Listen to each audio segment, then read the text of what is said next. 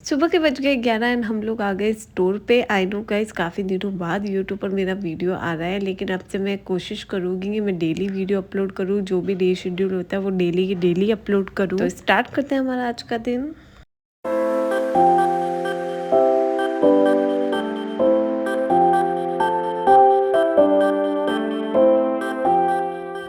As usual दिन की शुरुआत होती है इसी डायरी से, बिकॉज़ इसमें कुछ हमारे प्री बुकिंग है आज के दिन के एंड कुछ ऑर्डर हमारे पास अभी आए थे, तो वो भी सब कुछ अच्छे से नोट करने के बाद ही हम स्टार्ट करेंगे इनकी स्पॉन्ज की बेकिंग करना। तो आते ही सबसे पहले हमने काउंटर को वापस से अच्छे से क्लीन किया एंड हमारी एक केक की बुकिंग सुबह जल्दी की थी, तो उसको हमने रात को ही प्रिपेयर कर दिया था एंड उसको फाइनल रेडी करने के बाद यहाँ पर हमारा ये फर्स्ट केक रेडी हो चुका है। उसके बाद गरिमा ने स्पॉन्ज बेक करने के लिए फर्स्ट बैच बेक होने के लिए रख दिया एंड बेकिंग के लिए हमने दोनों कुकर यूज़ किए, छोटा वाला एंड बड़ा वाला, क्योंकि हमारा ये डबल डेकर केक था, तो उसके लिए हमने दोनों कुकर यूज़ करके स्पॉन्ज बेक करना था। कुछ ऑर्डर प्री बुकिंग के थे, तो उनका स्पॉन्ज मैंने एक रात पहले ही बैक करके रख दिया, तो सोचा जब तक ये स्पॉन्ज बैक होते तब तक प्री बुकिंग वाले ऑर्डर कंप्लीट कर लिए। तो यहाँ पर हम लग गए थे। सबसे पहले हमने की लेयरिंग एंड क्रीम हमने विप करके एक साथ ही रख दी थी एंड जो चॉकलेट केक थे उनकी डच क्रीम भी बना के रख दी थी, ताकि एक साथ सारे केक की फ्रस्टिंग हो जाए। यहाँ पर हमारा ये जो चॉकलेट केक है इसकी फ्रस्टिंग हमने पहले करके रखी, क्योंकि ये डबल डेकर स्टैकिंग होने वाला था एंड इसको सेट होना बहुत ज़रूरी है। तो सबसे पहले फ्रॉस्टिंग हमने इसी केक की साथ में जैसे जैसे टाइम मिल रहा था वैसे मैं इसका फॉन्डेंट भी प्रिपेयर कर रही थी, क्योंकि इस केक की डिलीवरी जल्दी की थी एंड इसके ऊपर फॉन्डेंट मिनिएचर्स भी थे, तो मुझे साथ साथ वो भी रेडी करने थे। हमारे पास तो कोई शेफ़ है नहीं, ना हमने कोई शेफ़ रखा, क्योंकि अभी हम सोच रहे जितना हमसे बन पा रहा है उतना हम दोनों मिलके ही करें। तो जितने भी ऑर्डर्स होते वो हम दोनों मिलकर रेडी करते हैं। मैं बाहर की साइड फॉन्डेंट प्रिपेयर कर रही थी और गरिमा ने अंदर कर दी इस केक की क्रम कोटिंग। इस केक का ऑर्डर भी आज ही आया था, तो हमने पहले इसको भी रेडी कर दिया था, तो क्योंकि ये भी था हमारा 2 kg केक। इसका जो फ्लेवर था वो था mix fruit and mix fruit में मैं जो फ्रूट्स ऐड करती हूँ उसमें आते हैं हमारे पास natural real kiwis, berries and pineapple pulp. इन्हीं तीनों फ्रूट्स को हम यूज करते हैं व्हिप्ड क्रीम के साथ अच्छे से मिक्स करके करते हैं इनके बीच के लेयरिंग एंड इसी के साथ हमारे इस केक की क्रम कोटिंग करके ये केक रेडी हो चुका है। क्रम कोट के बाद सेट होने के लिए, क्रम कोट के बाद इसको हम फ्रिज में थोड़ी देर के लिए सेट होने के लिए रख देंगे एंड फ्रिज में अच्छे से सेट होने के बाद अब टर्न आती है इस केक की फाइनल फ्रॉस्टिंग। सो बेसिकली ये जो केक है इसके जो थीम रहने वाली है वो रहेगी, ये क्रिकेट बेस्ड थीम पर बनने वाला है। तो सबसे पहले हम इस पूरे केक को व्हाइट फ्रॉस्टिंग से ही कवर अप करेंगे, मतलब व्हाइट व्हिप्ड क्रीम से ही कवर करने वाले हैं। यहाँ पर मैंने पाइपिंग बैग की हेल्प से पहले इस पूरे केक के ऊपर क्रीम जो है वो अच्छे से स्प्रेड कर दी है एंड यहाँ पर मैंने स्क्रैपर की हेल्प से लग गई हूँ इसको फाइन फिनिशिंग देने में। जो rectangle and square shape cake होते हैं उनकी फाइन फिनिशिंग में काफी समय लगता है, तो यहाँ पर कुछ मिनटों के बाद हमने इसको रेडी कर दिया है एंड अब टर्न है इसको क्रिकेट थीम का लुक देने की। तो यहाँ पर ग्रीन पिच बनाने के लिए मैंने यहाँ पर यूज की है ग्रीन कलर की व्हिप्ड क्रीम। इस कलर शेड को मैं सिर्फ टॉप पे ही रखने वाली हूँ, तो बहुत ही आराम से मुझे इसकी फाइन फिनिशिंग देनी थी एंड कुछ ही मिनटों में इसको कर लिया हमने रेडी। देन मैं आ गई वापस फॉन्डेंट वर्क पर, जो कि मैंने बीच में छोड़ दिया था एंड इस केक की डिलीवरी भी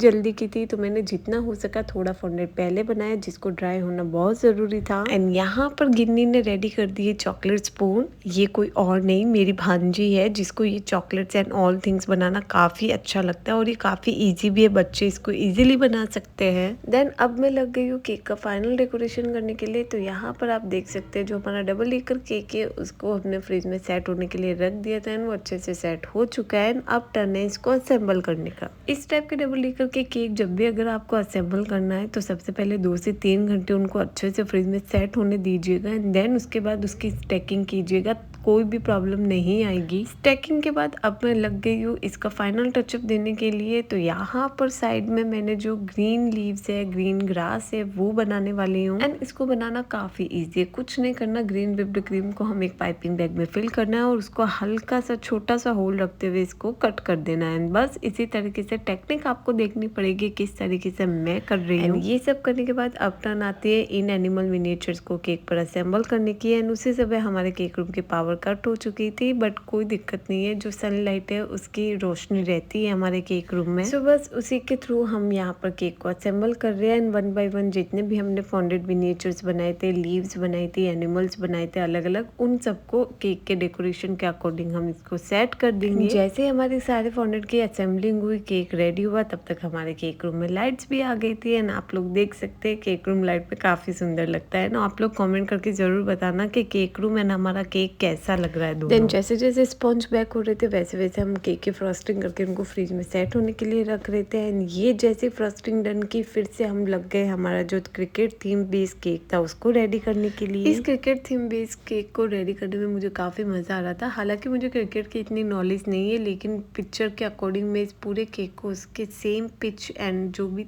थिंग रहती है क्रिकेट रिलेटेड वो बनाने का ट्राई कर रही थी। हालांकि काम से कोई नहीं थकता है, इंटरेस्टिंग काम हो तब तो बिल्कुल भी थकान नहीं होती है, लेकिन फिर भी जब बीच में कुछ रिफ्रेशमेंट मिलता है खाने से रिलेटेड तो काफ़ी अच्छा लगता है। तो यहाँ पर हमने हमारे जोधपुर के काफ़ी फेमस चौधरी नमकीन की खाई इमरती। एंड देन फिर लग गए हम वापस अपने काम पर। तो यहाँ पर आप देख सकते हैं हमारा क्रिकेट का पिच जो है वो एकदम ऑलमोस्ट रेडी होने वाला ही है। एंड साइड बाउंड्री थोड़ी अजीब सी लग रही थी, तो यहाँ पर शेल नोजल को यूज करते हुए मैंने इसकी बाउंड्री को कवर अप कर लिया, जिससे इसका लुक जो है वो थोड़ा और इनहांस हो गया। अब हमारा क्रिकेट पिच तो रेडी हो गया, इसके ऊपर आने वाले थे स्टैम्प। तो यहाँ पर मैंने फाउंडेड के स्टैम्प्स बनाए थे, उनको भी असेंबल करके यहाँ पर हमारा जो क्रिकेट बेस्ड केक है वो रेडी हो चुका है। फाइनल टचअप देते हुए यहाँ पर जो बर्थडे बॉय है उसका भी नेम मैंने इसी पिच पर मेंशन कर दिया। इसी के साथ हमारा ये केक तो रेडी हो जाता है। हम चलते हैं हमारे नेक्स्ट केक की। नेक्स्ट हमारा जो केक है वो मासा एंड बियर थीम बेस्ड है, तो उसके लिए जितने भी कटआउट्स ऊपर में लगा रही हूँ सारे प्रिंटेड कटआउट से, तो इनको हमने प्रिंट निकलवा के कट डाउन करके अच्छे से स्टिक लगा के सेट कर दिए थे। एंड केक पर असेंबल करने के बाद यहाँ पर हमारा ये केक भी डन हो जाता है, जो कि दिखने में काफी सुंदर लग रहा है। एंड चलते हैं नेक्स्ट केक की ओर। नेक्स्ट केक के लिए हमने यहाँ पर बनाया है हाफ के जी चॉकलेट केक, एंड उसके ऊपर अब हम कर रहे हैं चॉकलेट की ड्रिपिंग। एंड चॉकलेट ड्रिपिंग करने के बाद यहाँ पर चॉकलेट डच क्रीम के ही हमने ऊपर बनाया फ्लावर। एंड इसी के साथ हमने इस केक को भी कर दिया है रेडी। नेक्स्ट केक रेडी करने से पहले ही हमारे पास आया एक कस्टमर, जिनको एक कस्टमाइज केक चाहिए था करीबन 6 किलो, तो उसका डिस्कशन करना था। तो वो सब कुछ डिस्कस करने के बाद हमने किया फिर एक और केक रेडी। मुझे पर्सनली अगर पूछे तो इस टाइप के केक काफी सुंदर लगते हैं, simple and sweet. And colour combination मुझे ये पर्पल एंड व्हाइट का कॉम्बिनेशन बहुत ही ब्यूटीफुल सा लगता है। केक तो रेडी कर दिया, फिर याद आया इसके ऊपर गोल्डन बाउंड्री ड्रिपिंग करनी थी। तो यहाँ पर गोल्डन बाउंड्री करने के बाद यहाँ पर हमारा ये केक डन हो जाता है। बढ़ते नेक्स्ट केक की और। ये वो सारे केक है जिनकी फ्रस्टिंग मैंने आते ही सुबह कर ली थी, क्योंकि ये सारे प्री बुके केक थे। तो यहाँ पर इस केक का भी फाइनल डेकोरेशन करके ये केक हो गया हमारा रेडी। एंड हुआ कुछ इस तरह, जैसे कस्टमर इस केक को लेकर गेट तक पहुंचे उनके हाथ से केक गिर गए। अब उनकी रिक्वेस्ट थी कि प्लीज हो सके तो इस केक को वापस थोड़ा सा ही कर दीजिए। तो हमने पहले क्रीम को हटाया, फिर इस पर अप्लाई की व्हाइट व्हिप्ड क्रीम, क्योंकि केक का लुक गिरने से पहले जैसा था वैसा ही लुक मैं देना चाह रही थी, क्योंकि मैं नहीं चाहती थी कि कस्टमर डिसअपॉइंट हो। तो यहाँ पर मैंने वापस से इसको सेम वैसा ही रेडी करना स्टार्ट कर दिया। तो जो डेकोरेशन इसका पहले था गिरने के बाद भी वही सेम डेकोरेशन अब मैं कर रही हूँ। गाइस कौन कह सकता है कि ये केक गिरने के बाद वापस फिर से सेम डेकोरेट हुआ हो। एंड डिफरेंस तो आप पता ही नहीं लगा पाओगे कि कैसा था पहले एंड कैसा है अब। लेकिन दिन अभी खत्म नहीं हुआ, अभी भी हमारे पास एक और केक है। टाइम हो गया है 10, लेकिन एक केक है जिसको फाइनल रेडी करना है। करीबन 15 से 20 मिनट लगने वाले इस केक को रेडी करने में। देन हम दोनों सिस्टर ने डिसाइड किया कि मैं इस केक को रेडी करती हूँ, तब तक गरिमा किचन को वाइंड अप करके उसको क्लीन करने की तैयारी करेंगी। एंड जैसे मेरा केक खत्म होता है मैं भी उसी काम में लग जाऊंगी। सो बेसिकली ये जो केक है वो एक पूरा कॉम्बो टाइप में है, लाइक एक पूरी ट्रे के ऊपर हमने इस केक को सेट किया है। साथ में कैलेंडर है, फ्लावर्स है, एंड इस तरीके से एक ये कपल थीम बेस्ड केक को हम रेडी कर रहे हैं, जो कि दिखने में काफी ब्यूटीफुल सा लगता है। एंड ऑल इन वन पूरा एक ट्रे रेडी हो जाती है। तो यहाँ पर आप देख सकते हैं मैंने एक कपल प्रिंट आउट लिया है, उसको स्टिक कर दिया केक पर। साइड में बनाए छोटे छोटे हार्ट्स, ऊपर टॉप पे भी हार्ट्स लगाए जो कि फॉन्डेड के हैं। एंड फिर जो फॉन्डेड का कैलेंडर हमने रेडी किया था उस कैलेंडर को भी इसके ऊपर अच्छे से स्टिक कर दिया। एंड लास्ट पे जो फ्लावर्स थे उसका बुके भी अच्छे से इस ट्रे पर सेट करने के बाद यहाँ पर आप टाइम देख सकते हैं अप्रोक्स 10:30 होने वाले हैं। सो गाइस ये था हमारा आज का पूरा दिन। वीडियो कैसा लगा प्लीज लाइक एंड कमेंट करके जरूर बताना। आपके लाइक एंड कमेंट से ही हमें मोटिवेशन मिलता है न्यू वीडियोस बनाने की।